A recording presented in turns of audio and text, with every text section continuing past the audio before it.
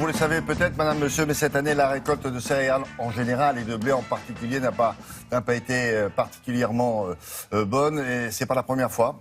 Et hélas, il est à craindre que ça ne soit pas la dernière non plus. Mais les agriculteurs céréaliers essaient de trouver des solutions parce qu'ils souffrent. Et en voilà une intéressante, là. Exactement. L'idée, c'est de se diversifier parce qu'effectivement, les agriculteurs ne vivent pas très bien, y compris les céréaliers qui ont, il est vrai, connu l'âge d'or autrefois, ouais. Mais aujourd'hui, eh bien, mauvaise récolte. En plus, les aides de Bruxelles diminuent, donc il faut se diversifier.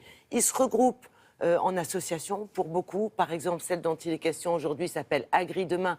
Elle regroupe 200 agriculteurs avec un objectif qui est celui de se rapprocher du consommateur. Parce que finalement, si on réfléchit bien, si on analyse la chaîne alimentaire, on a en tout premier lieu les semences, ensuite les agriculteurs. Et après, on a les transformateurs, les fabricants, les centrales d'achat, la distribution et le consommateur qui est tout au bout de la chaîne. Et le consommateur est en attente d'un rapprochement, lui aussi, de son côté. Il faut absolument que les agriculteurs... plus court. Se divertissent. Exactement. Circuit court, c'est une des solutions. Voici un exemple intéressant, celui d'un céréalier qui est dans l'Oise, à 25 km de Meaux, 30 km de Roissy, à Mareuil-sur-Ourcq, pour être précise. Il est céréalier et il a décidé de consacrer 2 hectares de terre au maraîchage, des fruits et des légumes, et ça cartonne. Il a ouvert un magasin qui est à côté de sa moissonneuse-batteuse, dans sa ferme, et il vend des produits frais de saison, cueillis le matin même, plus un distributeur automatique qui fonctionne 24/24.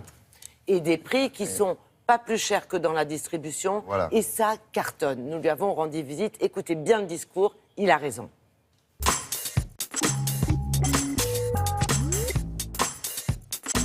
Je suis céréalier sur une exploitation totalisant 360 hectares et il y a quelques années, nous avons eu une réflexion de diversifier. On s'est rendu compte qu'il y avait une attente des consommateurs dans mon village et aux alentours qui souhaitaient des produits du terroir de proximité, des légumes. Et donc, nous nous sommes lancés dans la création de serres et 2 hectares de culture de plein champ de légumes que nous vendons soit à la ferme par un magasin, soit par un distributeur automatique qui est en libre accès.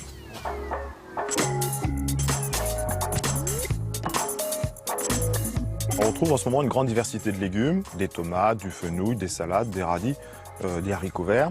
Et l'idée, c'est vraiment d'être en top fraîcheur. On cueille le matin pour être vendu dans la journée. Cette activité de maraîchage a nécessité l'embauche de 3 personnes supplémentaires. Nous cultivons en agriculture raisonnée, donc la plante, si elle est malade, on la soigne vraiment qu'en dernier recours. Par exemple, l'année dernière, les tomates n'avaient pas de maladie, donc pas de traitement. Cette année, malheureusement, avec l'humidité, on est obligé de traiter 2 fois. Notre objectif, c'est de nous rapprocher du consommateur en lui expliquant les diversités agricoles. Il peut y avoir des céréaliers, des maraîchers, des arboriculteurs. Et c'est dans cette diversité qu'on veut vraiment réconcilier agriculture, environnement et société.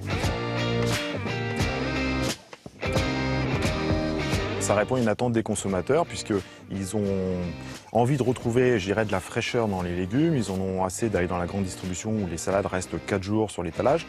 Nous, nos salades, elles sont cueillies le matin même pour être vendues quelques heures après.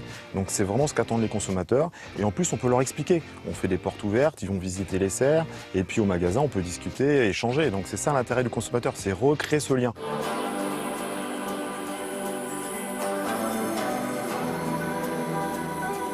En dehors des ouvertures du magasin, nous avons installé un distributeur en dehors de la ferme qui est accessible nuit et jour à n'importe qui. Vous payez en carte bleue, vous choisissez vos casiers et vous repartez avec un panier de ratatouille, des salades, des concombres qui ont été cueillis le matin même.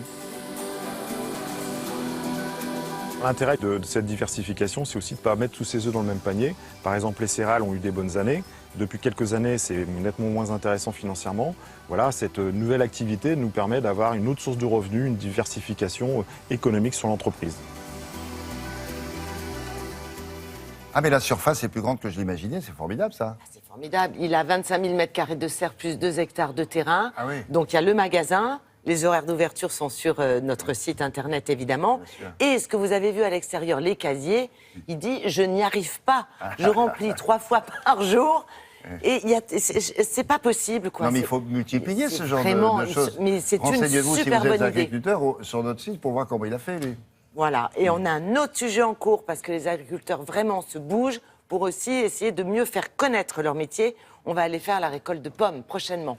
On viendra vous montrer ça. À propos de petits producteurs,